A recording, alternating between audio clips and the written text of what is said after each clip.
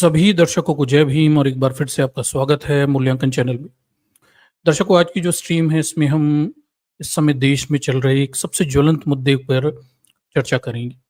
तो जैसा कि आप देख पा रहे होंगे, अभी दिल्ली हाई कोर्ट के एक न्यायाधीश के घर से अपार धन संपत्ति प्राप्त हुई है, पैसा प्राप्त हुआ है और बताया जाता है कि ये पूरा मामला भ्रष्टाचार का है और इस मुद्दे को लेके इस समय देश में बड़ी गर्मागर्म बहस है।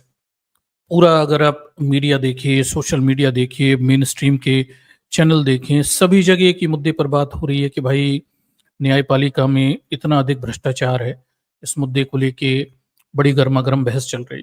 ठीक, पर मामला ये है कि इस पूरी बहस में आप देखेंगे, न्यायपालिका में भ्रष्टाचार की जो पूरी बहस है, इस बहस के केंद्र में सारी बातें हो रही हैं कि कौन ने पैसा खाया, किस तरह से आया, जज के ऊपर पहले से आपराधिक रिकॉर्ड थे, कैसे कौन से जज साहब इसे क्या बोलते हैं हाई कोर्ट से दिल्ली में लेकर आए, सारी बहस है। लेकिन मूल मुद्दे पर चर्चा नहीं हो रही कि जो भारत की न्याय व्यवस्था है इसमें जो असीमित भ्रष्टाचार है, ठीक, इसकी जड़ क्या है। जड़ से मतलब इसके कैसे, इसकी उत्पत्ति कहाँ से आती है, रूट क्या है। ठीक, तो आज हम भारतीय न्यायपालिका, जो कि एक बेहद सड़ा गला सा एक सिस्टम है, सड़ रहा है, जिसमें से बदबू दूर तक आ रही है और ये बदबू अब फटकर पूरी चारों ओर फैल चुकी है। इस केस के माध्यम से सबने देख लिया कि जो लंबे समय से छुपाने की कोशिश की जा रही थी वो अब बदबू के रूप में सभी तरफ फैल गई है। तो भारतीय न्यायपालिका की सड़ी व्यवस्था, सड़ी गली अवस्था का कारण क्या है, इस असीमित भ्रष्ट व्यवस्था का मूल कारण क्या है, हम उस पर चर्चा करेंगे और उसे समझने की कोशिश करेंगे कि आखिर ये मामला किस तरह का मामला है। ठीक है, तो चलिए हमारे इस प्रेजेंटेशन के माध्यम से इस पूरे घटनाक्रम को हम थोड़ी समझने की कोशिश करते हैं कि क्या है ये पूरा मामला, भ्रष्टाचार का मामला कितना गंभीर मामला है भारत की न्यायपालिका में और इसकी जड़ क्या है और इसे किस तरह से देखा जाना चाहिए, ये और किन मुद्दों पर चर्चाएं नहीं हो रही। क्या इस समाज में हिम्मत नहीं है कि भ्रष्टाचार की इस जड़ अर्थात जातिवाद पर बात कर पाए। ठीक, सारी बातें करेंगे लेकिन जो भ्रष्टाचार की जड़ है अर्थात जातिवाद, उस पर बात नहीं करें। ठीक, क्योंकि हिम्मत ही नहीं है, क्योंकि वो जो न्यायपालिका में भ्रष्टाचार को लेके बड़ा बिगुल बजा के बैठे हुए हैं, वो स्वयं भी जातिवादी व्यवस्था के ही एक अंग है। ठीक है, तो चलिए हम देखते हैं ये पूरा मामला क्या है, एक एक करके से समझने की कोशिश करते हैं किस तरह से ये बनता है। ठीक, तो दर्शकों, ये एक पुराने जज साहब हैं, JB पादरीवाला इनका नाम है और ये गुजरात हाई कोर्ट में जज हुआ करते थे 2015 में। और इन्होंने अपने जज रहते हुए एक टिप्पणी की थी जिसकी वजह से इनके ऊपर महाभियोग भी चलने वाला था पर रुक गया। और इन्होंने कहा था कि भाई भारत में जो सबसे बड़ी समस्या है, यानी देश को तोड़ने वाले जो सबसे बड़ी चीज है, वो कहते हैं कि आरक्षण और भ्रष्टाचार। तो पादरीवाला साहब के हिसाब से इस देश को तोड़ने वाले तत्व आरक्षण और भ्रष्टाचार हैं और वो कहते हैं कि लोग आज भी 65 सालों के बाद भी आरक्षण की बात करते हैं।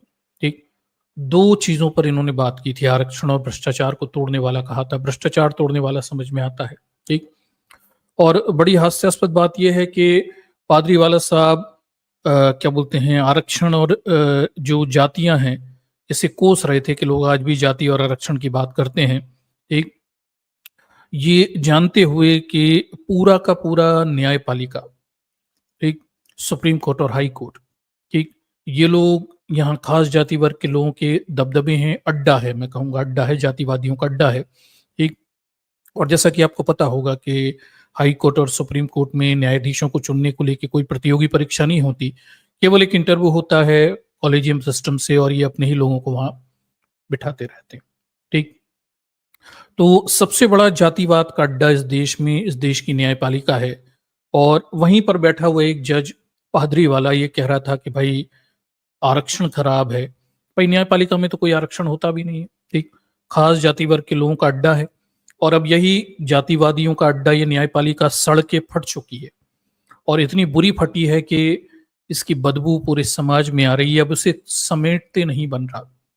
ये जो जस्टिस वर्मा के यहाँ एक कमरा भर के कैश मिला है, इसने इस सड़ी गली न्याय व्यवस्था की जो क्या बोलते हैं बदबू है वो दूर तक फैला दी है। सबको पता चल गया कि न्याय व्यवस्था सड़ रही है और इसमें से भयानक गैस बदबू निकल रही है और ये फटकर अब दूर तक फैल चुकी है। ठीक। तो क्या बोलते हैं भारतीय न्यायपालिका के जातिवादी तत्व जो हैं इनको लेके हमारे जो अभी पूर्व न्यायाधीश थे वाई बी चंद्रचूड़ साहब, उनके सुपुत्र हैं, ठीक है, बोलते हैं अभिनव चंद्रचूड़, इनकी एक किताब है सुप्रीम विस्पर। ठीक है।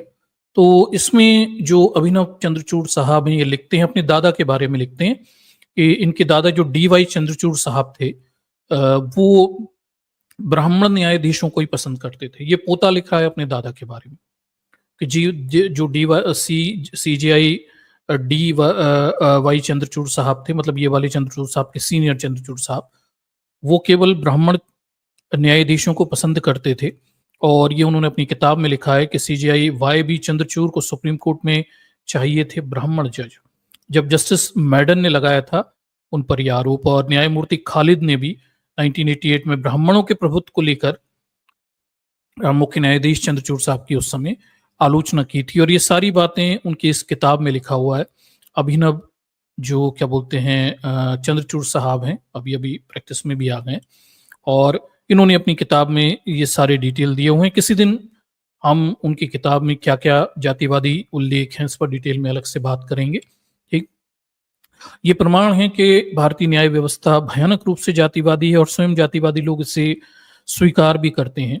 और जस्टिस पादरीवाला जब ये बात कहते हैं कि भाई उन्हें जाति से परेशानी है, उन्हें आरक्षण से परेशानी है, तो सबसे हास्यास्पद बात है कि सबसे ज्यादा जातिवाद इस देश में, इस देश की न्यायपालिका में है, सुप्रीम कोर्ट और हाई कोर्ट में, और सबसे बुरी सड़ी गली व्यवस्था यहीं पर है, और आरक्षण भी नहीं होता यहाँ पे। अब देखिए, एक ऐसी जगह जब भयानक जातिवाद है, जहां आरक्षण भी नहीं है, वहां भ्रष्टाचार के सर्वश्रेष्ठ उदाहरण निकल के आ रहे हैं। ठीक है। ये जो अभी वर्मा जी निकले हैं जज साहब, इनके यहां से कमरा भर के पैसा निकला हुआ है, मतलब कोई हिसाब नहीं है। एक मोटी मोटी रकम बताई जा रही है 15 करोड़ की, पर असलियत में किसी ने गिना नहीं है, वो तो बस अंदाज है। कितना है किसी को नहीं पता। ठीक। तो आप समझिए कि जातिवादी न्यायपालिका में भयानक किस्म से भ्रष्टाचार मौजूद है, क्योंकि एक खास जाति वर्ग के लोग मौजूद होते हैं। ये अपनी ही जाति के लोगों को वह निरंतर पिछले 70 सालों से आगे बढ़ा रहे हैं, दूसरों को ये जगह नहीं देते हैं। ठीक। और ये आपस में ही इस तरह का तंत्र बना के बैठे हैं कि भाई तू भी खा ले, मैं भी खा लूं, हम सब मिलके खाएं। और यही वो लोग हैं जो हिंदू राष्ट्र के वास्तविक संरक्षक हैं। हिंदू राष्ट्र बनाने के वास्तविक लाभार्थी अगर इस देश में कौन है, हम देखें तो नेताओं के बाद ये न्यायाधीश लोग हैं जो पूरे लाभ ले रहे हैं। इसलिए इनके सारे फैसले इसी विचारधारा के पक्ष में आपको देखने को मिलेंगे। इन्होंने अंततः वो सिस्टम बना ही लिया जहां इनसे कोई क्वेश्चन पूछने वाला नहीं है। सरकार भी इनकी मनमाफिक है, सिस्टम में भी ऊंचे पदों पर यही बैठे हैं, इन्हें हटाने के लिए कोई अब तरीका मौजूद नहीं है, और ये जम के भ्रष्टाचार करके पैसा खा रहे हैं। और इनके फैसले भी भयानक किस्म के असंवैधानिक फैसले निरंतर आते जा रहे हैं। कभी किसी महिला का पजामे का नाड़ा तोड़ने को लेकर इन्हें अपराध नहीं दिखता, तो किसी महिला के स्तन छूने को भी अपराध नहीं मानते हैं।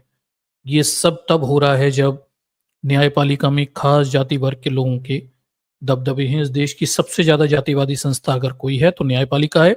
और मैं कई बार इस बात को कहता हूं कि वास्तव में न्यायपालिका, भारतीय न्यायपालिका, जहां आरक्षण नहीं होता सुप्रीम कोर्ट, हाई कोर्ट में एक खास जाति वर्ग के लोग मौजूद हैं, ये ब्राह्मणवाद की चौकीदार है। ठीक। जो भारत की न्यायपालिका है ये ब्राह्मणवाद की चौकीदार है।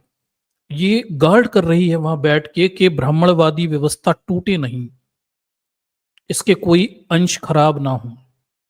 ठीक। नाम के लिए संविधान रहे पर ब्राह्मणवादी तंत्र बना रहे, चलता रहे, ये चौकीदारी करते हैं। इसलिए वहां पे किसी को आने भी नहीं देते।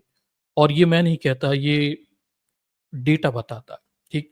किस बात का डेटा बताता है? तो हम बार एंड बेंच की वेबसाइट पर जाते हैं, आप जानते होंगे, बड़ी फेमस लॉ के, कानून के मुद्दों को कवर करने वाली ये वेबसाइट है बार एंड बेंच। और बार एंड बेंच की वेबसाइट पे हम जाते हैं तो अब नमिता सक्सेना का 2021 का एक बड़ा आर्टिकल है, 2021 तक भारतीय न्यायपालिका में कितना जातिवाद है, इसे बताते हुए आर्टिकल है, इस पर मैंने डिटेल स्ट्रीम की है, आप जाकर देख सकते हैं। न्यायाधीशों की जात और कैदियों की जात क्या है, इसको लेके अंतर बताया गया है। कैसे इस देश की न्यायपालिका में सवर्ण बैठे हुए हैं जज बन के, और इस देश की जेलों में ज्यादातर कैदी SC ST OBC और मुस्लिम है। ठीक, तो इस रिपोर्ट में ये बताया गया कि भारत में अब तक 47, 2021 तक की बात बताई है इन्होंने, डेटा 2021 तक का लिया हुआ है, और उसमें इन्होंने बताया कि भाई देखिए, इस देश में 47 CJI हुए और उसमें से 14 ब्राह्मण थे। ठीक, मतलब बाकी सवर्ण हैं, 14 ब्राह्मण ही हैं, टोटल फ्लैट ब्राह्मण है। ठीक है, फिर आगे इसमें कहते हैं कि जब तक 50वें CJI आएंगे 16 ब्राह्मण हो जाएंगे, ये देख लीजिए। ठीक, तो अब देखिए, मतलब एक तो जातिवाद में भी खास ब्राह्मणों के दबदबे, 32% से ज्यादा ब्राह्मण हो जाएंगे। ठीक, ये इस देश का 2021 तक का न्यायपालिका का, सुप्रीम कोर्ट का रिकॉर्ड है। आगे इसमें ये पॉइंट है कि 1980 तक यहाँ कोई OBC समुदाय का जज भी नहीं था। ठीक, तो OBC समुदाय को तो रिप्रेजेंटेशन था ही नहीं। फिर उसके बाद 2021 तक का ये डेटा कहता है कि सुप्रीम कोर्ट में 2021 तक अनुसूचित जाति जनजाति समुदाय का कोई भी जज नहीं था। ठीक, ये भी बताया इन्होंने। ठीक है, उसके बाद हमें पता चलता है कि भाई देखिए, NDTV का ये आर्टिकल है, ये बताता है कि फिर 2024 में 19 फरवरी 2024 का आंकड़ा ये बताता है कि हाँ, सुप्रीम कोर्ट में पहली बार 3 दलित जजों की नियुक्ति होगी, ये 2024 में हमें पता चलता है। तो आप मतलब जातिवाद की चरम सीमाएं देखिए, इसलिए मैं कहता हूं ये चौकीदार है। इस देश के सुप्रीम कोर्ट और हाई कोर्ट जातिवाद के चौकीदार, ये चौकीदारी कर रहे हैं कि जातिवादी व्यवस्था नीचे टूटे ना। ठीक है, ये वहां बैठकर सुनिश्चित कर रहे हैं। ठीक, उसके बाद हम फिर नीचे चलते हैं, फिर हमें पता चलता है कि द वर्डिक्टम की वेबसाइट पर 10 नवंबर 2023 को एक व्यंग छपा हुआ था, ये सरकास्टिक वे में था, और ये CJI चंद्रचूड़ साहब के लिए व्यंग था कि चंद्रचूड़ साहब बहुत खुद को जातिवाद का विरोधी दिखाते थे। तो उन्होंने बताया कैसे चंद्रचूड़ साहब के दौर में 34 जजों में से 14 ब्राह्मण होते थे। दर्शकों, अभी भी ज्यादा स्थिति नहीं बदली हुई है। ठीक, 34 ब्राह्मण हुआ में से टोटल सुप्रीम कोर्ट में जो जज हैं 14 ब्राह्मण हुआ करते थे, बाकी 1-2 ले लिए इन्होंने लोअर कास्ट वगैरह, बस उसी में ये उद्धारक बन गए थे। उसके बाद 2018 का द वायर का आर्टिकल है, 2023 का क्या बोलते हैं आर्टिकल है, जिसमें हमें ये बताया गया कि हमारे देश के कानून मंत्री अर्जुन राम मेघवाल, वो एक सवाल का जवाब देते हुए संसद में ये बताते हैं कि इस देश में 2018 से ये क्या बोलते हैं 2023 तक जो हाई कोर्ट के जजों की भर्तियां की गई हैं, उसमें टोटल 76% अपर कास्ट जज हैं। ठीक है, 12% OBC हैं यानी केवल 77, मुस्लिम केवल 6% यानी 36, और SC केवल 3% यानी 20, और ST 12%, SC यानी 12 जज केवल 2%। ठीक है, ये इन्होंने यहाँ पे बताया। टोटल 76% जज वो अपर कास्ट के हैं इस देश के हाई कोर्ट्स में। ठीक, और ये भी क्लियर है कि हाई कोर्ट और सुप्रीम कोर्ट में जजों की नियुक्ति को लेके कोई सिस्टम नहीं है, केवल कॉलेजियम सिस्टम में इंटरव्यू लेकर भर्ती करके लोगों को ले लिया जाता है, कोई एग्जाम वगैरह नहीं होता है। ठीक है, तो ये हमें पता चलता है कि भाई ये स्थिति है इस देश की न्यायपालिका की। ठीक, और जहां सुप्रीम कोर्ट में ज्यादातर जज सवर्ण हैं, जहां हाई कोर्ट्स में 76%, मोर देन 76% जज अपर कास्ट के हैं। ठीक, एक खास जाति वर्ग के लोगों के जमावड़े हैं। ये डेटा मैं आपको इसलिए दिखा रहा हूं कि हमें भ्रष्टाचार की जड़ तलाशनी है, तो हमें वहां सुप्रीम कोर्ट हाई कोर्ट में जो खास जाति वर्ग के लोग हैं वो वहां पर कैसे बने हुए हैं, और यही लोग जो कम संख्या में हैं इस देश में, जो क्या बोलते हैं SC ST OBC के अतिरिक्त जनरल कैटेगरी के लोग हैं, वो तो है मात्र 15-20%, लेकिन सुप्रीम कोर्ट में उनका रिप्रेजेंटेशन तो देखिए 80-90% तक पहुंच जाता है। ठीक, तो जब हम भ्रष्टाचार की बात करते हैं सुप्रीम कोर्ट में, हाई कोर्ट में, तो हमें यह भी देखना पड़ेगा कि खास जातिवाद वर्ग के लोग हैं जो जातिवादी व्यवस्था से वहां निरंतर आते हैं, अपने बच्चों को लाते हैं। 70-78 सालों से 76 सालों से यही चल रहा है, इनके जमावड़े हैं, और ये वहां पर बैठकर ये सुनिश्चित करते हैं कि भारत में जातिवादी व्यवस्था टूटे ना, इसके विरुद्ध कुछ ना हो, और ये वहां बैठकर निरंतर खुद भी लाभ लेते हैं और अपने आने वाली पीढ़ियों के लिए भी लाभ के रास्ते खोल देते हैं। इसीलिए इस देश के सुप्रीम कोर्ट और हाई कोर्ट में इतना उच्च स्तर का भ्रष्टाचार है। क्यों? क्योंकि एक, अपने ही जाति के लोगों को ऊपर लेकर आओ, फिर उनके सारे गलत कामों पे आँख बंद रखो, वो भी कमाएँ, तुम भी कमाओ, हम भी कमाएँ, ठीक? और तमाम सारे केस जो ज़्यादातर कमज़ोर लोगों के केस होते हैं, ताकतवर लोग उन पे अत्याचार करते हैं, वो पैसा लेकर ताकतवर लोगों के पक्ष में, उद्योगपतियों के पक्ष में फैसले सुनाओ और गरीब जो इस देश के एससी, एसटी, ओबीसी हैं उन्हें क्या बोलते हैं, हक अधिकारों से महरूम रखो, ताकि वो वैसे ही बने रहें। ये पूरा सिस्टम चलता है, ठीक? और इस पूरे जातिवादी सिस्टम को आज का मीडिया ये कहता है कि बढ़िया सिस्टम में भ्रष्टाचार है, न्यायपालिका में भ्रष्टाचार है। अरे भाई, ये भ्रष्टाचार नहीं है, जातिवाद है, ठीक? और ये भ्रष्टाचार जातिवाद का ही एक परिष्कृत स्वरूप है और कुछ भी नहीं है। मूल तो जातिवाद ही है, ठीक? यानी अपनी ही जाति के लोगों को ज्यादा से ज्यादा लाभ दिलवाने की व्यवस्था। और यही खास वर्ग के लोग वहां बैठकर निरंतर भ्रष्ट व्यवस्था को बना चला बढ़ा रहे हैं। उद्देश्य के इस देश के ताकतवर लोग जो एक खास जाति वर्ग के हैं उन्हें लाभ देना, उनसे आर्थिक लाभ भी लेना और साथ में कमजोर लोगों को हक अधिकारों से दूर रखना। इस तरह से जातिवादी व्यवस्था ही जड़ है इस देश में भ्रष्टाचार की न्यायपालिका में, ठीक? क्योंकि ये उन संस्थाओं में से है जहां आरक्षण नहीं है, ये भी ध्यान रखिए। न्यायपालिका भारत की उन गिनी चुनी संस्थाओं में से जहां कोई आरक्षण नहीं चलता, सुप्रीम कोर्ट और हाई कोर्ट में। वहां चलता है जातिवाद, खास जाति वर्ग के लोग कब्जा बनाकर बैठे हुए हैं और ये अपने भाई भतीजावाद और अपने ही लोगों को तमाम सुविधाएं देते रहते हैं। पैसा भी कमाओ तो उनके खिलाफ कार्रवाइयां नहीं की जाती हैं। तो अब मैं वही बताने वाला हूं कि कैसे ये पूरा मामला है जस्टिस वर्मा का। और पिछले कुछ मामले भी हैं जहां पर खास जाति वर्ग के लोगों के खिलाफ कार्रवाइयां नहीं की गई, लेकिन जिन्होंने इस व्यवस्था का विरोध किया, जिन जजों ने इस व्यवस्था का विरोध किया, उनमें से कुछ दलित थे, निम्न जाति के थे, उन्हें ऐसी सजा दी गई कि दोबारा किसी जज की बोलने की हिम्मत ना हो, ठीक? ये भी पक्ष है। केवल इतना नहीं है कि इनके खिलाफ कार्रवाई नहीं होती, एक पक्ष ये भी है कि कोई इस व्यवस्था का विरोध करता है तो उसकी ऐसी सजा देते हैं कि वो कभी विरोध ना करे। न्यायाधीशों की बात कर रहा हूं, ठीक?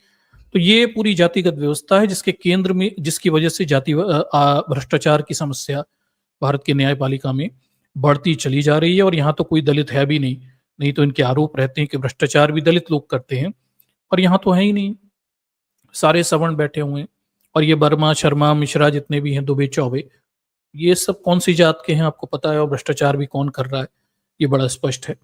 देखिए, भारत में भ्रष्टाचार सूचकांक में 180 देशों में ट्रांसपेरेंसी इंटरनेशनल कहती है कि हम 96 नंबर पर हैं, और 2022 में 23 में हम 93 नंबर पे थे, और 2024 में हम और बुरी स्थिति में हो गए। तो भारत, अगर आप देखें तो दुनिया के भ्रष्टतम देशों में से एक है, और कटसी कारण ये जातिवाद है, ठीक है? जातिवाद है जो भाई भतीजावाद और तमाम सारी सत्ता व्यवस्था, ताकत को कुछ खास जाति के लोगों के हाथ में रखने की व्यवस्था है। इसी वजह से देश के इतने बुरे हाल हैं भ्रष्टाचार जैसी स्थिति में, ठीक? अब भारत की न्यायपालिका की स्थिति क्या है? तो देखिए, 2017 से 2021 तक भारत की न्यायपालिका में न्यायिक अधिकारी जो होते हैं उनके खिलाफ 1631 शिकायतें आई।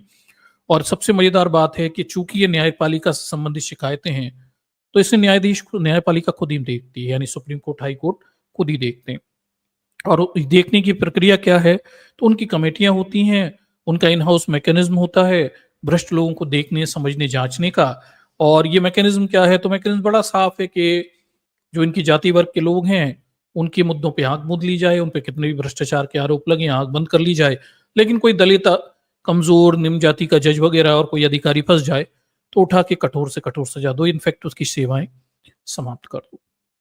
यही इन हाउस मैकेनिज्म है अगर आप सच्चाई में देखें। क्योंकि 1631 शिकायतें आई हैं इतने सालों में तमाम सारे न्यायाधीशों की, कार्रवाइयां कितनी हुई पता नहीं।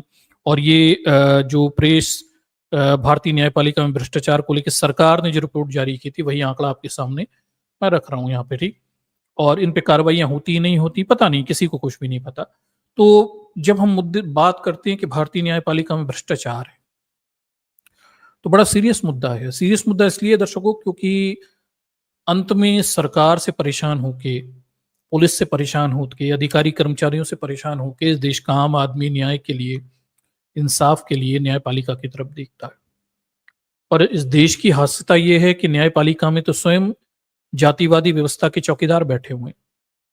वही लोग बैठे हुए हैं जो सुनिश्चित करते हैं कि जातिवादी व्यवस्था टूटे ना, आरक्षण का वर्गीकरण हो जाए, सवर्णों को भी आरक्षण मिल जाए, SC ST OBC SC ST कानून कमजोर हो जाए। ठीक है, ये वही लोग तो हैं जो वहां बैठे हुए हैं। तो ये बड़ा अजीब है कि जब न्यायपालिका के भ्रष्टाचार की बात होगी तो उसमें जातिवाद की बात होना लाजमी है। ठीक, और न्यायपालिका अगर नहीं सुधरेगी तो इस देश में आगे भी किसी किस्म के संरक्षात्मक सुधार या बेहतर सुधार होने की कोई उम्मीद हमें दिखाई नहीं देती हैं। आप ये उम्मीद मत करिए कि हम बेहतर देश बना लेंगे जबकि न्यायपालिका में जातिवाद के चौकीदार बैठे रहेंगे। ये पॉसिबल नहीं है। ठीक है, तो इस गलतफहमी में बिल्कुल मत रहिएगा कि अगर आप न्यायपालिका से जातिवाद को खत्म नहीं कर सकते तो फिर भविष्य के किसी सुधार की उम्मीदें ज्यादा मत करिए। अंत आगे और व्यवस्था बिगड़ेगी ही और ज्यादा भ्रष्टाचार और जातिवाद बढ़ता ही चला जाएगा। ठीक है, तो चलिए हम उस केस की तरफ आते हैं। जस्टिस वर्मा का केस कैसे न्यायपालिका के इतिहास में दुनिया के सबसे भ्रष्टतम केसों में से एक बन जाएगा जब इसका डेटा और भी रिलीज होगा, और इसको लेके किस तरह का षड्यंत्र रचा गया, कैसे ये मामला छुपाया गया और कैसे 6-7 दिनों के बाद ये खबरें चर्चा में आई। ठीक, तो इस पूरे मामले को हम थोड़ा सा समझने की कोशिश करते हैं। ठीक है, तो देखिए दर्शकों, जस्टिस वर्मा का केस वो इस तरह का केस है, मैं मतलब इस तरह के निम्न स्तरीय उदाहरण कभी देता नहीं हूँ, फिर भी ये इतना ज्यादा खराब है, ठीक है, कि मतलब जिसे हम कहते हैं कि सड़ी गली व्यवस्था थी और उसे ये लोग कवर कर रहे थे, ढक रहे थे, लंबे समय से ढक रहे थे। मतलब पिछले 10 सालों में तो न्यायपालिका में सभी प्रकार के पैमानों का क्षरण हो गया। ये अपने खुलकर जातिवादी चरित्रों पर आ गए, खुलकर ऐसे केस फैसले देने लगी जिसमें साफ दिखता है कि पैसे कमाओ और ताकतवर पैसे वाले लोगों के पक्षों में केस सुनाते जाओ और कौन क्या कर लेगा। ठीक, तो ये जस्टिस वर्मा का केस जो है एक प्रकार का उसी तरह का भांडाफोड़ है। ठीक, जिसमें पता चलता है कि बदबू जो थी, सड़ी गली व्यवस्था की बदबू, वो फटके अब पूरी दुनिया में फैल गई। सबको पता चल गया कि आखिर जो ऐसा रहस्य जो सबको पहले से ही पता था कि न्यायपालिका भ्रष्ट है, और इतनी भ्रष्ट है कि कमरे भर भर के पैसे होते हैं, कि ये अब सबके सामने उजागर हो गया। तो चलिए पूरा मामला क्या है थोड़ा मैं आपके सामने रखता हूँ कि ये पूरा स्थिति क्या है। जस्टिस वर्मा जो हैं ये इलाहाबाद में जन्मे थे, वहीं से इन्होंने पढ़ाई लिखाई की, और हम ये देखते हैं कि बीजेपी की सरकार सत्ता में आती है तो वैसे वैसे जस्टिस वर्मा जो रहते हैं इनके कैरियर ग्राफ बढ़ता चला जाता है। 2013 तक जहां उत्तर प्रदेश के राज्य के मुख्य स्थायी सलाहकार हुआ करते थे ये, 2014 में बीजेपी की सरकार आने के बाद इनके ऊपर कृपा बरसना शुरू हो जाती है, ये एडिशनल जज बन जाते हैं और 2016 में ये हाई कोर्ट के जज बन जाते हैं। ठीक, 2021 में और कृपा बरसती है इनके ऊपर और ये दिल्ली हाई कोर्ट में इनका तबादला हो जाता है और ये यहीं पर सीनियरिटी दिल्ली हाई कोर्ट में दूसरे नंबर के सीनियर जज हैं लंबे समय से। तो कुल मिलाकर बात यह है कि जैसे जैसे बीजेपी की सरकार आती गई, बढ़ती गई, और वैसे वैसे वर्मा जी का कैरियर ग्राफ भी मजबूत और ताकतवर होता हुआ चला गया। ठीक है, अब ये पूरा मामला भांडा फूट कैसे गया, इसे हम थोड़ा देखते हैं। आप काफी इसे सुन भी रहे होंगे कि देखिए हुआ ये कि जैसे अभी कुछ समय पहले की बात है, होली की बात हो रही है। ठीक है, 14 मार्च की बात हो रही है। देखिए अब 14 मार्च से आज हम देखिए 22 तक आ गए, अब जाकर ये मामला खुला है। इस मामले को दबाने की बड़ी कोशिश की गई, लेकिन वो कुछ एक आध मीडिया साइट को पता चल गया, खुल गया, नहीं तो ये मामला गायब ही हो गया होता। ठीक, सिस्टम ने पूरी कोशिश की थी इस मामले को दबाने की, 4-5-6 दिन तक सब चुप बैठे रहे, लेकिन वो एक दो वीडियो वायरल हो गए और फिर एक आध पेपर को पता चल गया, पेपर में छप गई, मजबूरन कार्रवाई करनी पड़ी, नहीं तो ये सब पी गए थे जैसे कुछ हुआ। ठीक है, बताया जाता है कि 14 मार्च यानी होली की रात को दैनिक भास्कर लिखता है कि करीब 11 बजे क्या होता है कि इनका जो बंगला रहता है दिल्ली में, वहां कुछ आतिशबाजी कोई कर रहा होगा, उसमें आग लग जाती है। कैसे लगी पता नहीं। ठीक है, फिर उसके बाद जस्टिस वर्मा जी तो घर पे थे नहीं, इनके परिवार के लोगों ने फायर ब्रिगेड बुलाई, पुलिस को भी सूचना दी, इस तरह से पुलिस आ जाती है और फायर ब्रिगेड भी वहां पर आ जाती है। फिर मीडिया रिपोर्ट बताती है कि भाई बंगले के स्टोर रूम में आग लग गई थी। एक छोटी सी आग, यह एक छोटी सी आग थी। आग तो छोटी सी, 2 फायर ब्रिगेड मौके पर पहुंच जाती हैं, आग बुझाने का काम शुरू हो जाता है, पुलिस भी वहां पे पहुंच जाती है। इसी दौरान एक कमरे में कैश का ढेर मिला था। ठीक है, एक कमरे में कैश का ढेर लगा, मतलब सोचिए जरा, नगद का ढेर लगा हुआ है एक कमरे में। ठीक, आप कल्पना करके देखिए।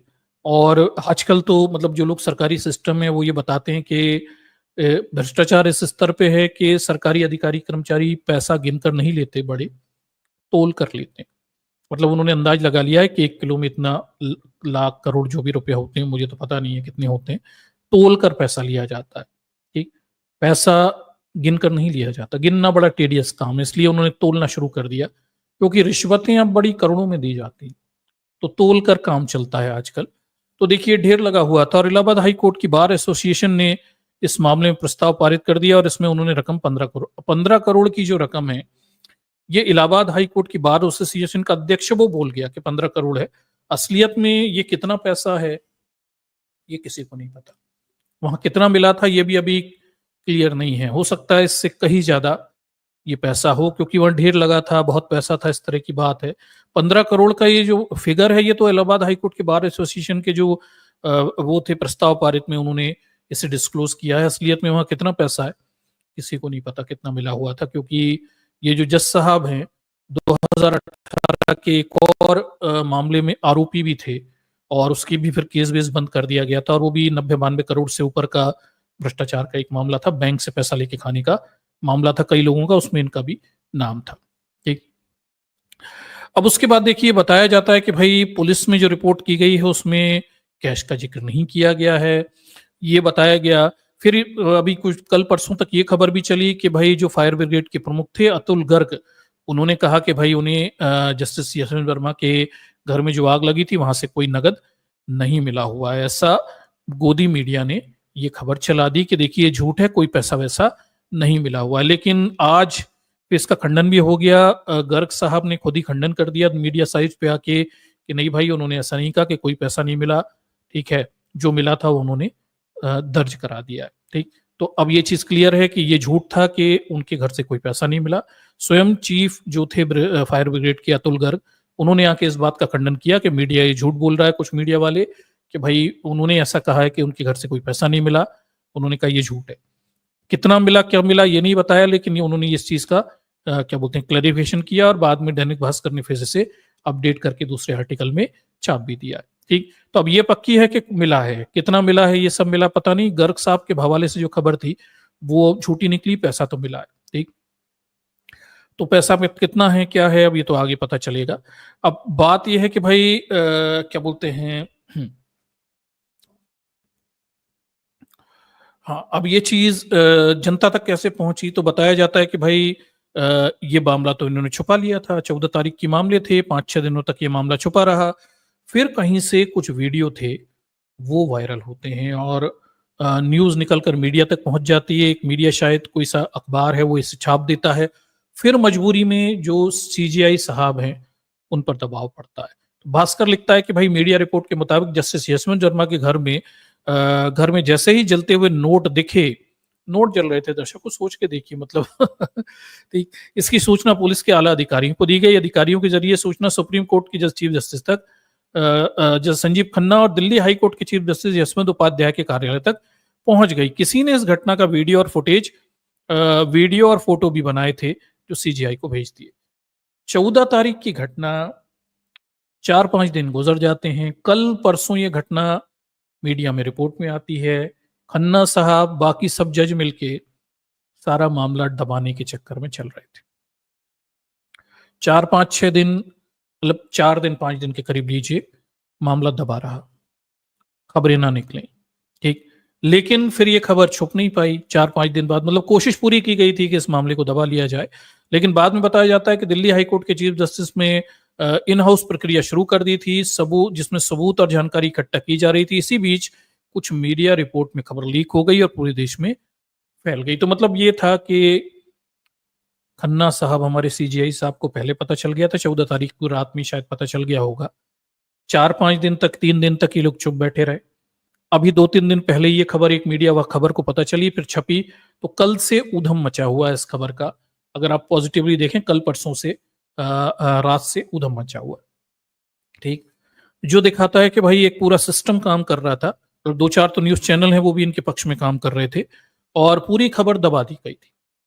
सब चीज़ मैनेज कर ली गई थी।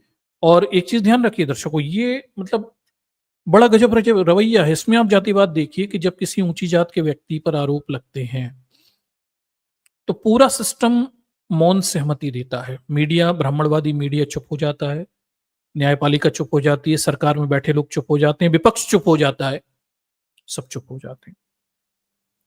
यही आरोप किसी लालू प्रसाद यादव पे लगा होता, मायावती जी पे लगा होता, किसी दलित पर लगा होता, तो फिर बढ़ चढ़कर छाती पीटनी शुरू कर दी जाती, हल्ले मच जाते, ऊधम हो जाता, सारे दलितों को कटघरे में खड़ा कर दिया जाता। आप समझ रहे हैं? ये वैसा ही है जैसे एक केस चल रहा है आजकल, एक राजपूत मर्डर केस चल रहा है, जिसमें उसकी बीवी ने उसके मारकर टुकड़े कर दिए बॉयफ्रेंड के साथ। एक राजपूत है, कोई शुक्ला है, और मतलब राजपूत मरा है तो छाती फाड़ फाड़ कर चिल्लाओगे, लेकिन अभी पिछले दिनों केस में दलित मरे हुए थे, कोई समस्या नहीं, उनके घरों में आग लगा दी थी, कुछ नहीं। एक दलित महिला के स्तन काट के फेंक दिए थे, कुछ नहीं। क्योंकि एक राजपूत आदमी मरा है तो छाती फाड़ फाड़ कर रोना शुरू कर दिया। ठीक, तो एक बड़ी गजब की मौन सहमति, जातिवाद का एक और चरित्र है ये, सारे सवर्णों में एक मौन सहमति लेकर आता है कि जब इनके भाई बंधुओं से कोई अपराध पकड़ा जाता है, अपराधी तो हैं ही, तो चुप हो जाते हैं। जैसे इस समय एक बिल्कुल चुप है कि मीडिया में इस बात की तो बात हो रही है कि जस्टिस वर्मा के यहां से 15 करोड़ या पैसे निकले हैं, लेकिन मीडिया इतनी सब बहसबाजी में ये नहीं कह रहा कि ये मामला जातिवाद का है। एक खास जाति वर्ग के लोग सुप्रीम कोर्ट, हाई कोर्ट में बैठे हुए हैं, अपने रिश्तेदारों को सपोर्ट कर रहे हैं और उनके अपराधों पे मौन धारण करके बैठे रहते हैं। ठीक, इसलिए पूरा भ्रष्टाचार चल रहा है और आगे भी चलता रहेगा। जड़ इसकी जातिवाद। अगर सुप्रीम कोर्ट और हाई कोर्ट में जजों की भर्ती योग्यता के आधार पर होने लगे, एग्जाम देकर होने लगे, परीक्षा देकर होने लगे, इंटरव्यू देकर होने लगे, तो अच्छे लोग पहुंचेंगे। अभी खास जाति वर्ग के लोग वहां पे अपने भाई भतीजों को बैठाते रहते हैं, फिर एक पैसा खाता है, दूसरा उसका सपोर्ट करता है, कवर अप करते रहते हैं। इस वजह से ये पूरा भ्रष्ट मामला है और ये आगे बढ़ता हुआ दिखाई दे रहा है। वो तो इस बार ऐसा हो गया कि भैया फट पड़ा, ठीक है, और गलती से फट पड़ा और लोगों के सामने आ गया। नहीं तो अभी इससे पहले तक के सारे केस तो मैनेज ही किए जा रहे थे, उन्हें जनता के सामने कभी आने नहीं दिया जा रहा था।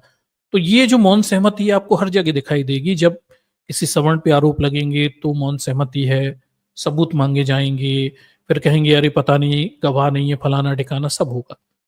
दलित पे लगेगा, महिला पे लगेगी तो फिर छाती फाड़ फाड़ के चिल्लाएंगे। शिबू सोरेन पे आरोपों को लेके कितनी छाती पीटी गई और निकला क्या? ढाक के 3 पात, कुछ नहीं निकला। ना सबूत न गवाह, बिगर सबूत गवाह के। यहां सबूत भी है, गवाह भी है, नगद पैसा भी मिला है, वीडियो भी बना है, रिकॉर्ड भी है, लेकिन ना तो न्यायपालिका ये बता रही कि कितना पैसा मिला, ना कह रहे हैं, ना हाँ कह रहे हैं। ना कह नहीं सकते क्योंकि ऑन रिकॉर्ड हो गया, हाँ कह नहीं पा रहे कि हाँ मिला हुआ है। ठीक, तो चुप रहने की एक रणनीति इस समय अपनाई जा रही है ताकि इस मामले को ठंडा किया जाए, मैनेज कर लिया जाए। और मैनेज कैसे होगा, ये देखिए हमारे जो उपराष्ट्रपति हैं धनखड़ साहब, उनकी शायद तबीयत खराब है, मैंने सुना। ठीक, और फिर नई खबर बना देंगे कुछ, तो चुपचाप मामला निकाल देंगे कहीं से। ठीक है, तो ये जो मौन सहमति है आपको बड़े पैमाने पे देखने को मिलेगी। आप जातिवाद पहचानना चाहते हैं तो ये पहचानिए कि इनके ऊपर भ्रष्टाचारों के आरोप लगते हैं तो ये सब एक हो जाते हैं और चुप हो जाते हैं। और जो चिल्लाते भी हैं, 2-4 गोदी मीडिया के विरुद्ध वाले हैं, वो भी एक ही जात के लोग हैं, वो चिल्लाते भी हैं तो केवल भ्रष्टाचार भ्रष्टाचार चिल्ला रहे हैं, वो ये नहीं कह रहे कि इसकी जड़ में जातिवाद है। जो इस बात का विरोध भी कर रहे हैं वो तमाम सारी बातें कर रहे हैं, लेकिन ये नहीं बता रहे कि भैया ये सब इसलिए हो रहा है क्योंकि सुप्रीम कोर्ट, हाई कोर्ट में एक खास जाति वर्ग के लोगों ने कब्जे बना लिए हैं, ये हटने का नाम ही नहीं ले रहे। ठीक, और ये आपस में काला पीला करते रहते हैं और एक दूसरे को सपोर्ट भी करते हैं, बचाते रहते हैं, क्योंकि एक ही जात वर्ग के लोग हैं। तो आपको मीडिया में इस मुद्दे पर बात करते हुए कोई नहीं मिलेगा, क्योंकि इन लोगों में एक आम सहमति है कि हमें जाति के मुद्दे पे बात नहीं करनी, भ्रष्टाचार भ्रष्टाचार पिंग पोंग का गेम खेलते रहेंगे, थोड़ा बहुत लगेगा और फिर थोड़े दिनों बाद चुप हो जाएंगे, लेकिन जातिवाद पे बात नहीं करेंगे, जो इस पूरे मामले की जड़ वहीं से शुरू होती है। ठीक है, आगे देखिए, इस तरह से जनता में पूरी बात फैल जाती है। फिर पता चलता है कि हाईकोर्ट के जो चीफ जस्टिस ने 21 मार्च को अपनी जांच रिपोर्ट भारत के मुख्य न्यायाधीश को सौंप दी, दिल्ली हाईकोर्ट के चीफ जस्टिस ने, और रिपोर्ट की जांच के बाद आवश्यक कार्रवाई के लिए आगे प्रक्रिया बढ़ा दी गई है। अब ये मामला हमारे राज्यसभा में भी उठा दिया गया। धनखड़ साहब ने भी कह दिया कि भाई देखिए, इस मामले में ट्रांसपेरेंसी होनी चाहिए, पारदर्शिता, जवाबदेही तय होनी चाहिए, जो भी मामला है क्लियर किया जाए, कह दिया। लेकिन अब सुप्रीम कोर्ट से पूछे कौन? ठीक। फिर बताया जाता है कि भाई 20 मार्च को सीजीआई साहब, जो खन्ना साहब है, उन्होंने कॉलेजियम की बैठक बुला ली, 4 जजों की बैठक बुलाई। कॉलेजियम ने यशवंत वर्मा जी जो हैं उन्हें वापस इलाहाबाद हाई कोर्ट ट्रांसफर करने का फैसला कर दिया। अब ट्रांसफर भी हो गया। जब उनके ट्रांसफर की बात हुई तो लोगों ने कहा देखिए भाई, इनका दिल्ली से वापस इलाहाबाद ट्रांसफर हो रहा है, मतलब कुछ तो काला पीला किया है ना इन्होंने, तभी तो इन्हें वापस पहुंचाया जा रहा है। ठीक है, फिर 21 मार्च को सुप्रीम कोर्ट ने एक प्रेस रिलीज भी जारी कर दी। उन्होंने कहा कॉलेजियम में जस्टिस वर्मा का ट्रांसफर का प्रस्ताव उनके बंगले में मिले कैश के मामले में इन हाउस जांच प्रोसीजर अलग अलग बातें। अब सुप्रीम कोर्ट खुद ही ये कह रहा है। दर्शकों, ये भी बड़ी अजीब स्थिति है। मतलब ये वैसा ही है जैसे इस देश में क्या बोलते हैं, कौन खराब है, कौन भ्रष्ट है, बेईमान है। तो एक पुरानी बात थी कि भाई सरकार के विरुद्ध एक बार ये बात कह दी गई एक कवि के द्वारा कि इस देश की सरकार तानाशाह है, फलाना, मतलब सरकार तानाशाह है, भ्रष्ट है, बेईमान है। तो उसे बुलाया पुलिस ने, उसने कहा क्यों भाई, ऐसा क्यों कहा? तो कवि कहता है मैंने ये थोड़ी बोला है भारत की सरकार भ्रष्ट है, बेईमान है। ठीक। तो पुलिस वाला कहता है हमें क्या पता नहीं है कि भारत की सरकार ही बेईमान और भ्रष्ट है। ठीक। तो ये ऐसी स्थिति है कि एक तरफ कहा जा रहा है कि भाई जो पैसा मिला है वो पैसा नहीं मिला हुआ है, झूठी खबरें हैं। दूसरी तरफ सुप्रीम कोर्ट खुद ही प्रेस रिलीज जारी करके ये भी कह रहा है कि भाई वर्मा जी का ट्रांसफर हम वापस इलाहाबाद कर रहे हैं, लेकिन इसका संबंध उनके घर में मिले हुए कैश, इन हाउस कैश वाले प्रोसेस से या जांच से ना लगाया जाए। मतलब जांच हो रही है, कैश मिला है और इसकी जांच भी चल रही है। ठीक।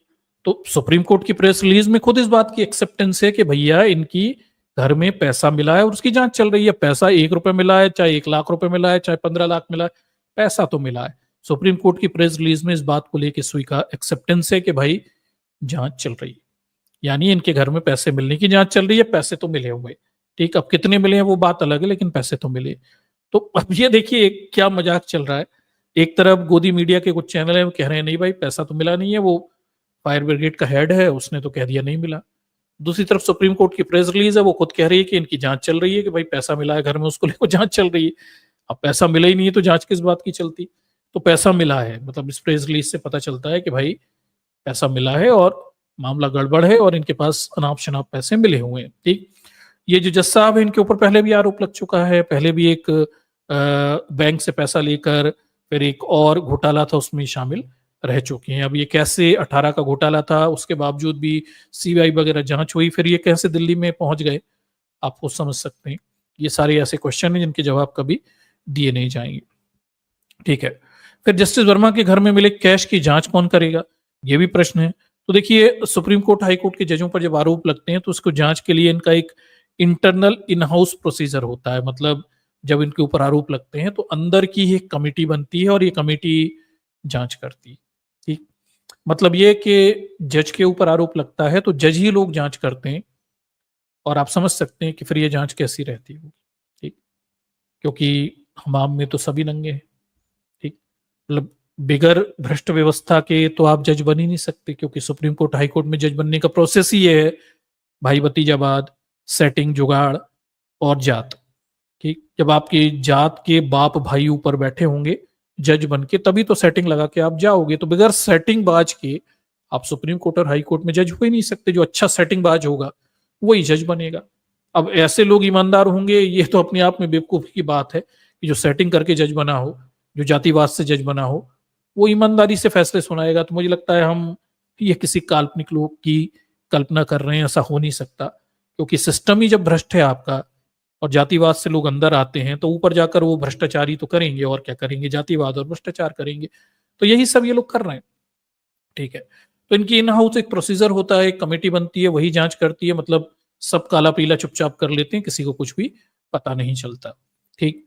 फिर क्या दोषी पाए जाने पर जज को भी सजा मिलती है? तो बताया जाता है कि भाई देखिए, संविधान में आर्टिकल 124(4) और 217(1) के 1B के अनुसार जब क्या बोलते हैं इन कोई क्या बोलते हैं जज दोषी पाए जाते हैं तो उनके ऊपर महाभियोग जैसी प्रक्रिया यानी इम्पीचमेंट लाइक प्रोसेस से उन्हें सजाएं मतलब पद से हटाया जा सकता है। सजा नहीं मिलती, पद से हटाया जा सकता है। ठीक है।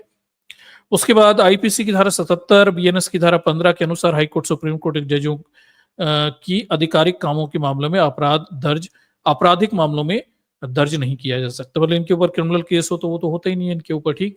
और महाभियोग एक इम्पीचमेंट एक प्रोसेस है, लोकसभा राज्यसभा में प्रस्ताव लाकर हटाया जा सकता है, जो कि बहुत मुश्किल है, लेकिन सजा तो उन्हें तब भी नहीं होगी, बस पद से हट जाएंगे।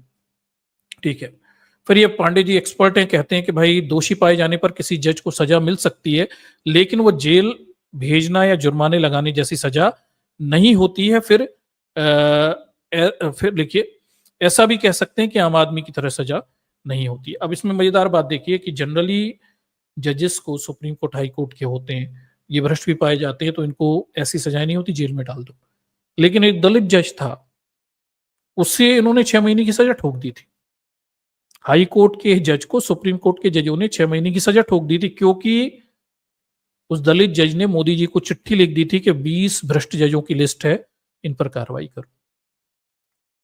तो इन्होंने उठा के उस जिसने कहा कि भ्रष्ट जजों की लिस्ट है, इन पे कार्रवाई करो, उसी जज को उठा के हटा भी दिया और उसके ऊपर सजा भी ठोक दी, 6 महीने की सजा भी ठोक दी। अब देखिए, मतलब ये ब्राह्मणवादी न्याय इस तरह से काम करता है। अभी मैं आता हूं उस केस पर भी नीचे चल के। ठीक। चलिए, तो ये पूरा प्रोसेस है। उसके बाद बताया जाता है कि अगर हाईकोर्ट के जज में भ्रष्टाचार करते पाए जाते हैं तो उन्हें पद से कैसे हटाया जाता है। तो पद से हटाने का तरीका तो वही है, क्या बोलते हैं, महाभियोग की प्रक्रिया है।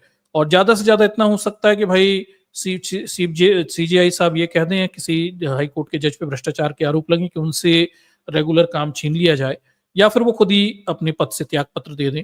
अदर देन दिस महाभियोग चलाया जाए। और कुछ ज्यादा तरीके नहीं है किसी हाईकोर्ट सुप्रीम कोर्ट के जज को क्या बोलते हैं सजा देने का, कोई प्रोसेस तो नहीं है, बस इतने ही तरीके मौजूद है। ठीक है। ये भी बताया गया। महाभियोग चलाना अपने आप में बहुत कठिन प्रक्रिया है, जो अभी तक किसी भी जज पे चलित हुए हैं, लेकिन पास किसी का भी नहीं हुआ है। ठीक है। ये भी स्थिति है, देख लीजिए। जस्टिस दीपक मिश्रा थे, इनके खिलाफ क्या बोलते हैं कांग्रेस और कुछ दलों ने क्या बोलते हैं महाभियोग का प्रस्ताव रखा था, लेकिन फिर बाद में पता चलता है कि भाई वेंकैया नायडू उस समय हमारे उपराष्ट्रपति थे, इन्होंने उस प्रस्ताव को खारिज कर दिया था। ठीक। 2015 में देखिए, गुजरात के जज साहब पादरीवाला थे, इन्होंने आरक्षण और अनुसूचित जाति के खिलाफ टिप्पणी की थी। इन पर भी प्रस्ताव लाया गया था, लेकिन फिर वो आगे नहीं चला था। ठीक। इन्होंने अपना बयान वापस ले लिया था। ठीक। ये स्थिति है। उसके बाद 2011 में देख लीजिए, सिक्किम हाईकोर्ट के जज थे पीडी दिनाकरन, इनके खिलाफ भी महाभियोग लाया गया था, लेकिन फिर उन्होंने क्या किया, रिटायरमेंट ही ले लिया। तो फाइनली मामला यही होता है कि महाभियोग चलता भी नहीं है, लाया भी जाए तो उससे पहले रिटायरमेंट ले लेते हैं। कुल मिलाकर इन्हें अपराधों की सजा तो मिल नहीं पाती, ज्यादा से ज्यादा नौकरी से ही हट पाते हैं, इससे ज्यादा कुछ नहीं होता। ठीक। देख लीजिए। अब देख लीजिए, ये जो जज साहब हैं जस्टिस वर्मा, इनका ट्रांसफर इन्होंने इलाहाबाद हाई कोर्ट में किया है। इलाहाबाद हाई कोर्ट की जो बार एसोसिएशन है, यानी वहां की वकीलों की संस्था है, वो ये कह रही कि भाई इलाहाबाद हाई कोर्ट कूड़ादान तो है नहीं, यहाँ पर आप भ्रष्ट और बेईमान लोगों को ट्रांसफर करके भेज देंगे और ये यहाँ पे फिर से भ्रष्टाचार चलाएंगे। अब ये भी अजीब है, मतलब इलाहाबाद हाई कोर्ट वो हाई कोर्ट है जहां से एक नमूने निकले हुए हैं। मतलब पिछले कुछ दिनों में हमने ऐसे ऐसे अजीब न्यायिक फैसले देखे हैं इलाहाबाद हाई कोर्ट की तरफ से। जस्टिस यादव साहब का मामला तो आप सुन ही चुके होंगे, बीजेपी आरएसएस वो एक बजरंग दल जिसकी भी एक समिति थी, वहां जाकर इन्होंने बड़े मुसलमानों के विरुद्ध अनाप शनाप बातें की हुई थी और बहुत कुछ बोला हुआ था। महिलाओं के विरुद्ध तो अनाप शनाप बोलते ही रहते हैं, इलाहाबाद हाई कोर्ट बदनाम है, तो वहां के जज इस तरह के फैसले या बातें करते ही रहते हैं। ठीक। तो लगभग कूड़ेदान जैसी स्थिति तो उसकी ऑलरेडी है।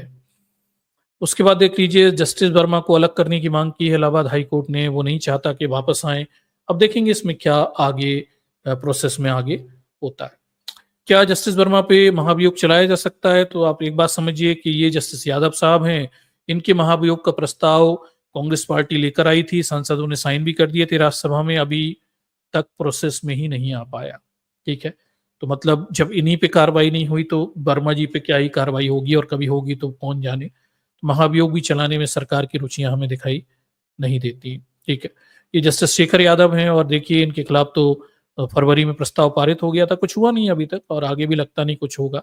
ये तो बीजेपी के पसंदीदा भी है वैसे भी। ठीक,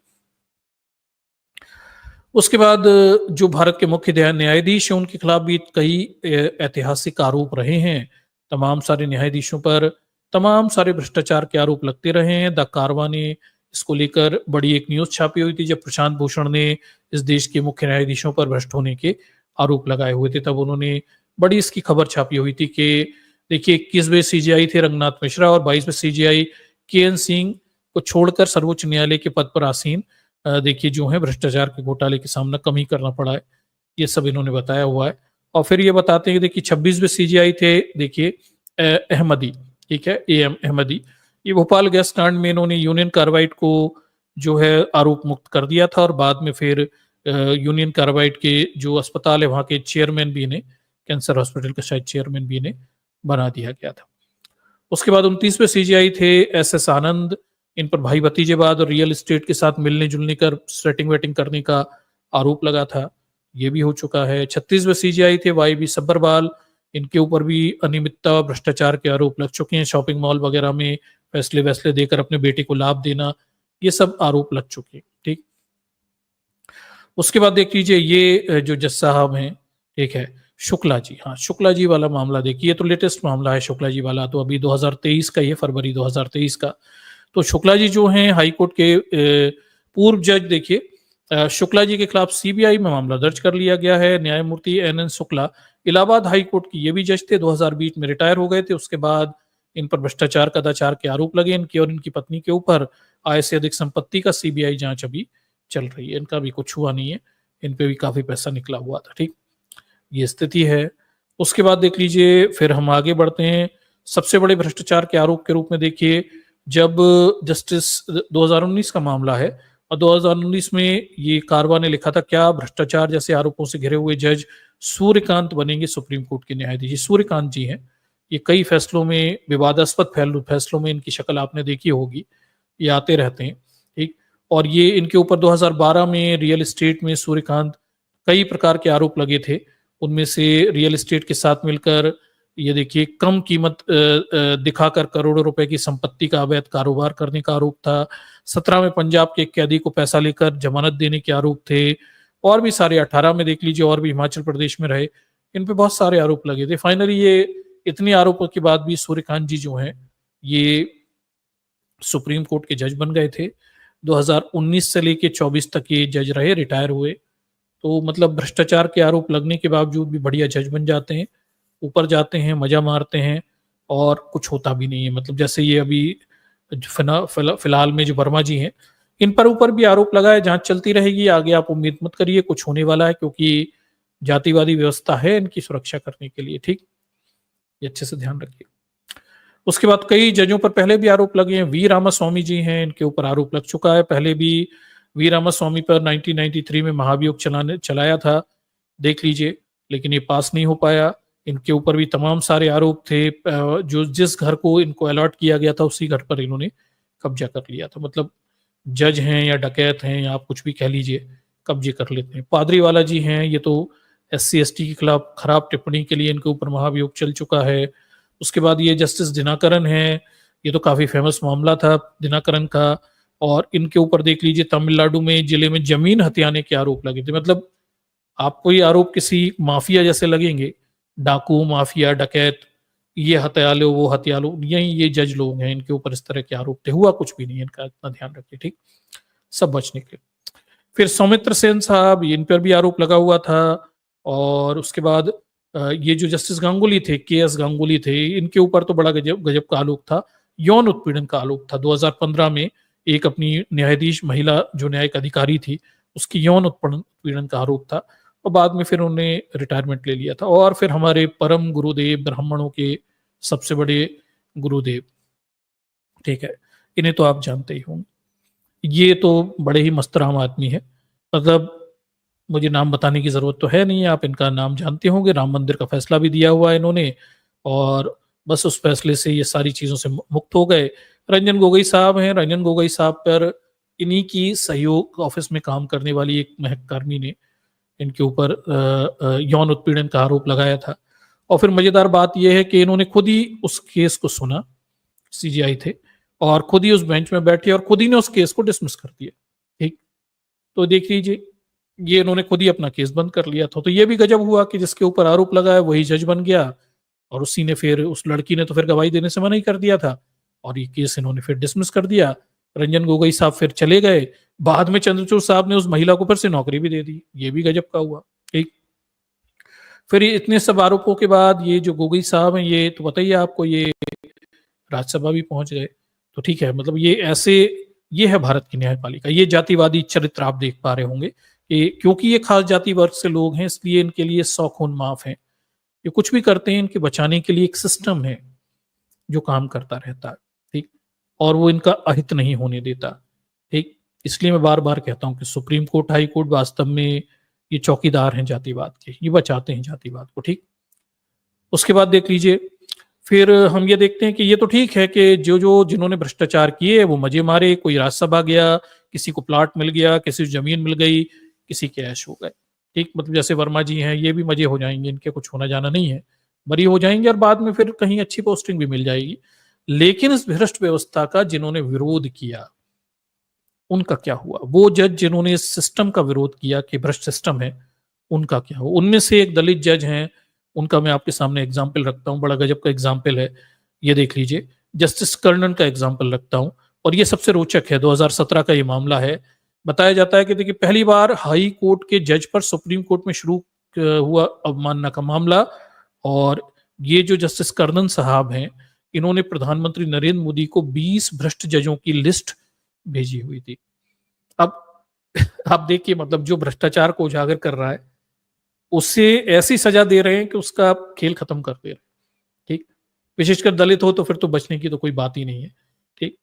तो देखिए, ये जस्टिस कर्णन साहब हैं, ये केस काफी उछला हुआ था जस्टिस कर्णन का, और मीडिया ने खूब छाती पीटी हुई थी। मतलब ये सही होने पर भी इन्हें अपराधी बना दिया गया था। और देखिए, ये इनका पूरा मामला था। इसमें बताया जाता है कि कलकत्ता हाई कोर्ट के जज जस्टिस कर्णन के खिलाफ अवमानना कार्रवाई करेंगे। कर्णन ने 15 दिन पहले नरेंद्र मोदी को खुलकर खुला पत्र लिखकर न्यायपालिका में भारी भ्रष्टाचार के खिलाफ कार्रवाई करने को कहा था। ठीक है? 23 जनवरी को लिखे गए पत्र में जज ने भ्रष्टाचारी जजों की सूची, शुरुआती सूची भी बनाई हुई थी। सुप्रीम कोर्ट और उच्च न्यायालय के 20 जजों के नाम उसमें शामिल थे। बेचारे कर्णन साहब बड़े भोले थे, मतलब वो मोदी को लिख रहे भ्रष्ट जजों की लिस्ट। मतलब इससे बड़ा भोलापन तो क्या होगा? मतलब वो बैठे ही, भ्रष्ट जज वहां बैठे ही मोदी की वजह से, इन्होंने मोदी को लिस्ट दे दी। उसके बाद फिर इनकी शामत आ गई बेचारे कर्णन साहब की, इनका जीना ही मुश्किल हो गया और इनकी हालत बहुत ज्यादा खराब कर दी। उसके बाद देख लीजिए, फिर 23 जनवरी को लिखे गए पत्र में जज में भ्रष्टाचार की शुरुआती सूची बनाई हुई थी। सुप्रीम कोर्ट के उच्च न्यायालय के 20 जजों के नाम उसमें शामिल थे। फिर बाद में इनके खिलाफ एक सुप्रीम कोर्ट में एक कमेटी गठित की गई, जस्टिस खेयर उसमें थे। मजेदार देखिए, मतलब जस्टिस कर्णन कह रहा है कि 20 जज भ्रष्ट हैं। ठीक है?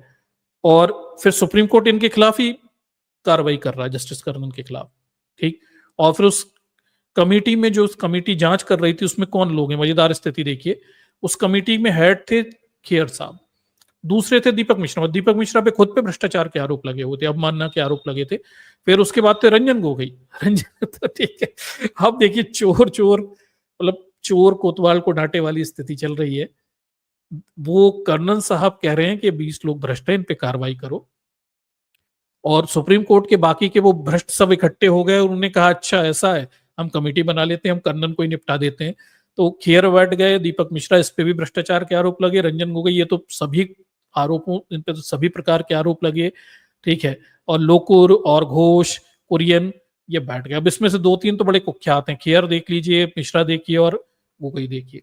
इन पे तो खुद पे इन्होंने जांच कर डाली कर्नल साहब की, और कर्नल साहब की ऐसी जांच करी कि मतलब इतिहास बना दिया। इतिहास में पहले जज बन गए कर्नल साहब जिनको 6 महीने की सजा ठोक दी गई थी, कि भारतीय न्यायपालिका के इतिहास में पहले एकमात्र ऐसे न्यायाधीश है कर्नल साहब जिन्हें पद पर रहते हुए सजा दे दी गई। 2017 में न्यायिक अवमानना के मामले में 6 महीने की सजा दी गई थी, हालांकि जेल नहीं गए, सजा 6 महीने की सजा ठोक दी। अब देखिए, नियम यह है कि जज को जेल नहीं हो सकती, सजा भी नहीं हो सकती, पर दलित हो गए बेटा तो तुम्हारे लिए नियम नियम कुछ नहीं है, उठाकर ठोक देंगे। ठीक। और मजेदार बात देखो, 10 भ्रष्ट इकट्ठे हो गए, रंजन गोगोई, मिश्रा, सब पे केस चले बाद में भ्रष्टाचार। इन्होंने उठा के कर्नल साहब की हालत खराब कर दी। क्यों? क्योंकि वो कह रहे थे कि भाई ये भ्रष्ट लोग हैं, इन पे कार्रवाई करो। ठीक।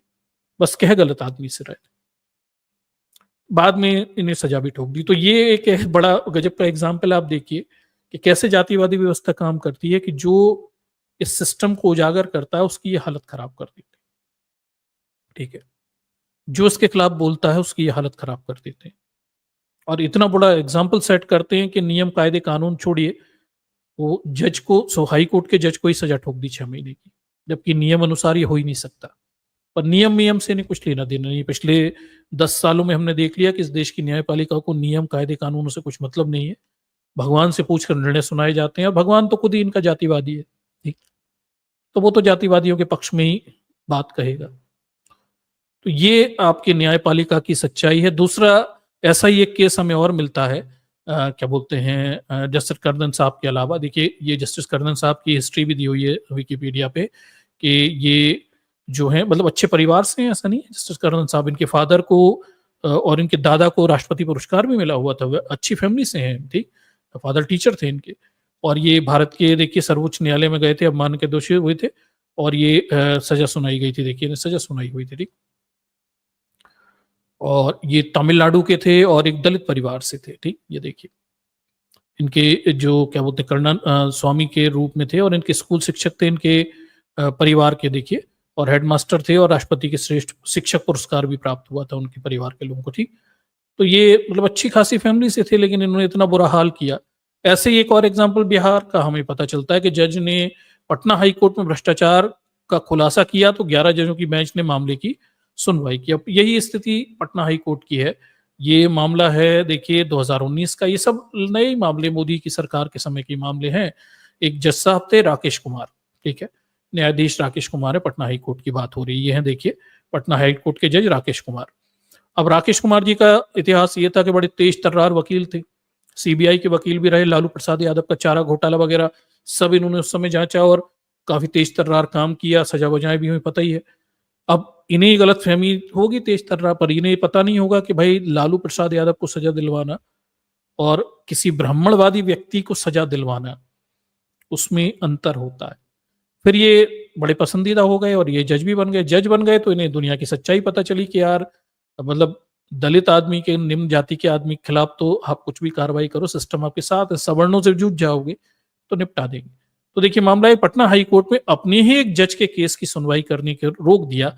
जज ने राज्य की निचली अदालतों में कथित भ्रष्टाचार में सीबीआई जांच के आदेश दे दिए थे। ये जो राकेश कुमार साहब थे, इन्होंने क्या किया कि जो निचली अदालतें हैं वहां भ्रष्टाचार होता है। ठीक। और इतना भ्रष्टाचार है कि इनके हाई कोर्ट में थे, हाई कोर्ट के आदेश के विरुद्ध निचली अदालत ने जमानत दे दी। ऐसा केस था। ठीक। और केस भी ये था कि जिस व्यक्ति पे आरोप था वो कोई दलित के लिए जो फंड था उसका पैसा उसने खा रखा था। तो अब ये गुस्सा हो गए, इन्होंने उठाकर क्या बोलते हैं, निचली अदालतों में जो भ्रष्टाचार है उसके खिलाफ सीबीआई जांच के आदेश दे दिए। ठीक।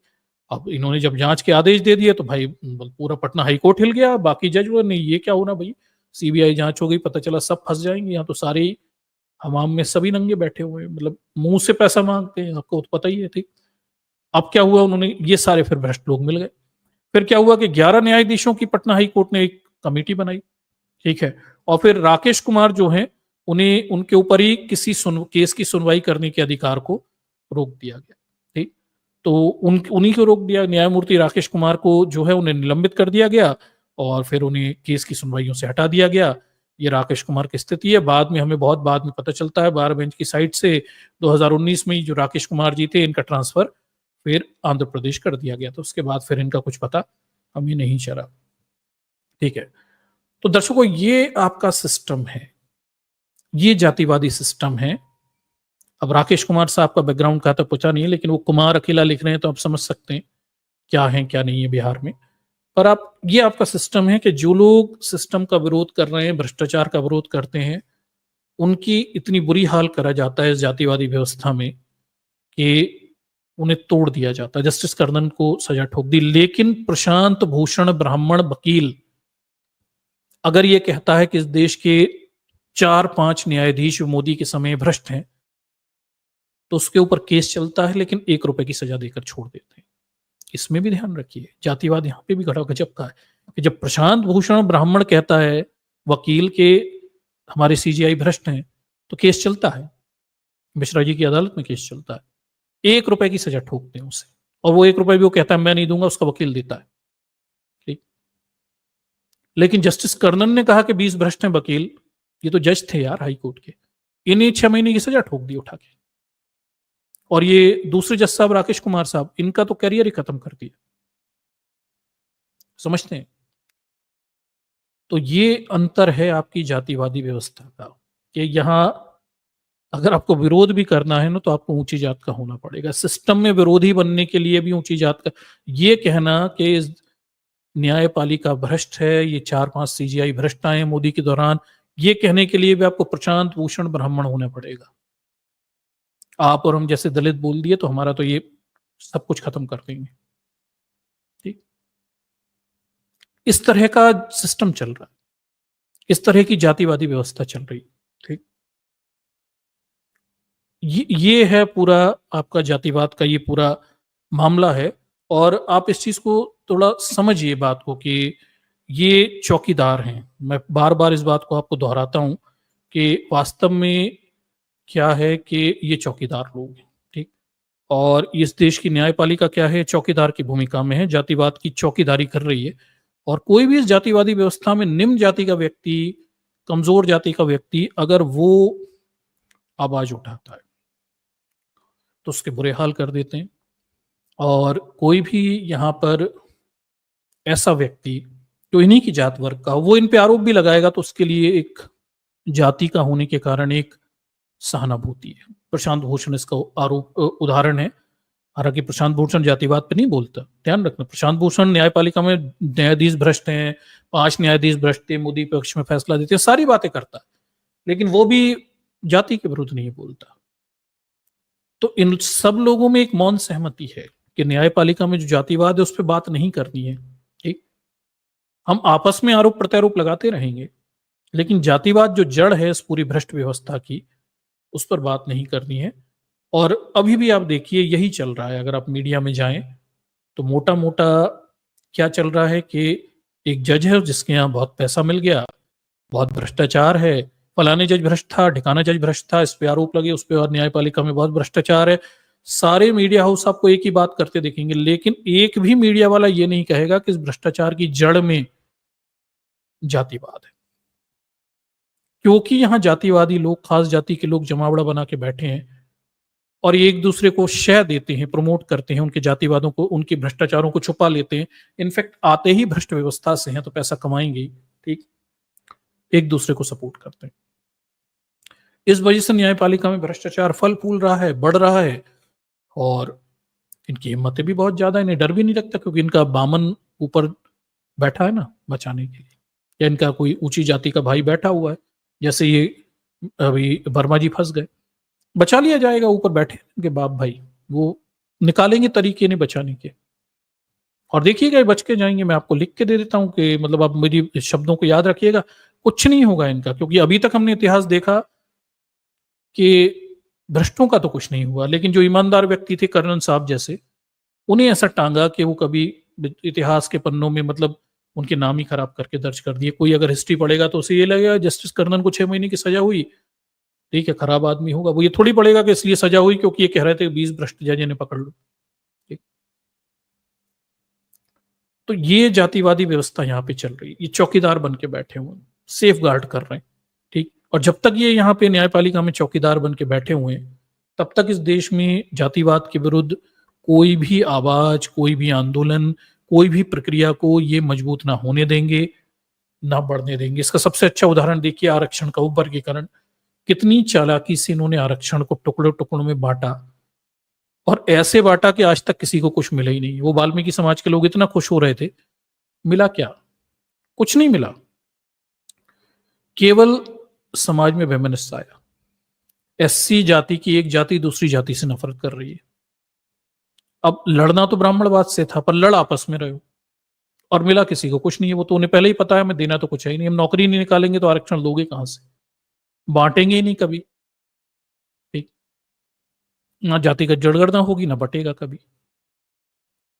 तो ये ऐसे करके चीजें तोड़ी जाती हैं, समझो बात को।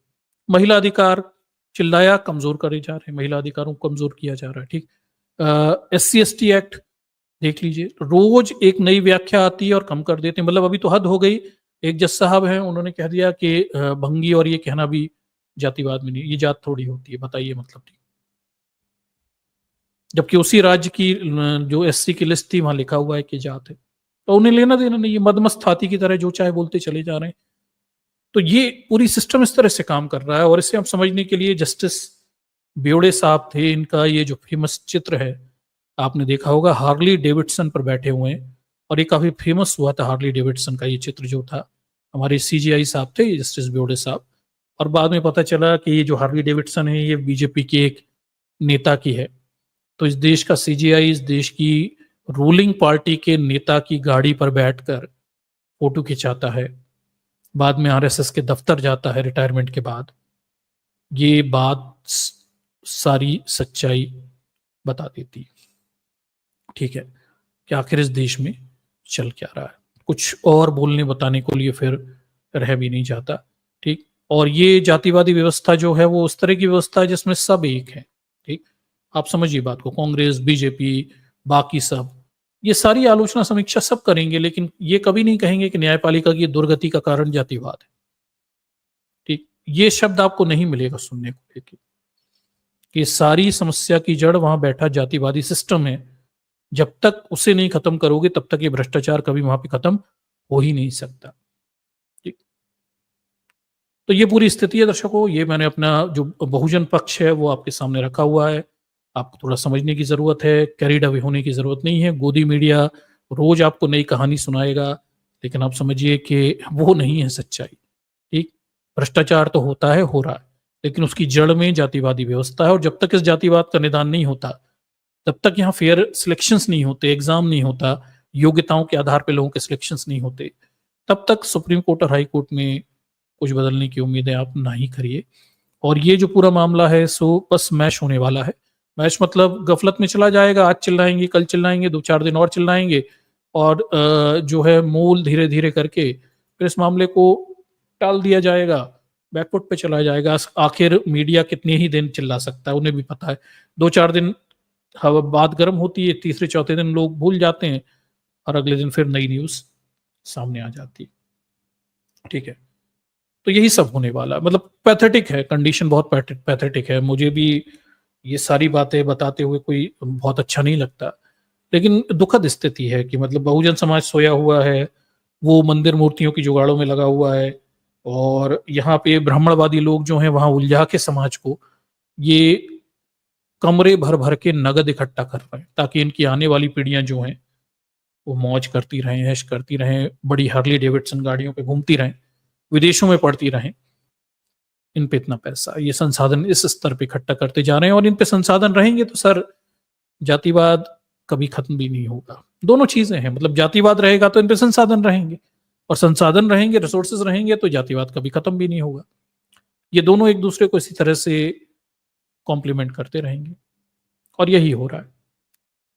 इसमें विचलन डॉक्टर अंबेडकर जैसे लोग हैं जो आए, समाज को बदलें, सिखाएं, प्रयास करें, और नहीं तो बहुजन समाज खुद इतना सक्षम हो जाए कि भाई चलिए मान लिया महानायक पैदा नहीं हो रहे, पर हमारे बहुजन महानायक इतना लिखकर, पटाकर, समझाकर हमें गए हैं कि हमें अब भले ही और महानायक ना मिले, हमें दिशा जानकारियां सब समझने के लिए सब कुछ पहले से उपलब्ध है। ठीक, तो अपने मूल मुद्दों पर काम करें, समाज असली मुद्दों पर आए, जो वास्तविक भविष्य के मुद्दे हैं उस पर ध्यान दीजिए।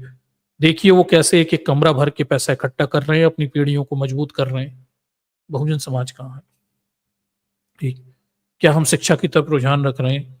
क्या हम विज्ञानवाद की तरफ जा रहे हैं? क्या हम तर्क की तरफ जा रहे हैं? क्या हम आधुनिक तकनीकों को सीख रहे हैं?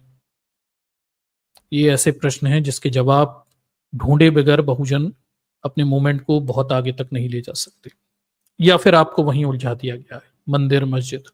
एक धर्म से निकल के दूसरे धर्म में बस मंदिर मस्जिद मूर्तियां, अगर यहीं तक की दौड़ है तो सर सॉरी, ये दौड़ कहीं नहीं जाने वाली, इससे बाहर निकलिए, दुनिया बदल गई है। ठीक, मतलब मैं एक बात बड़ी साफ बोलता हूं, अगर किसी दलित नेता के घर पे एक कमरे भर के अगर नोट निकले होते ना सर, मुझे बहुत खुशी होती।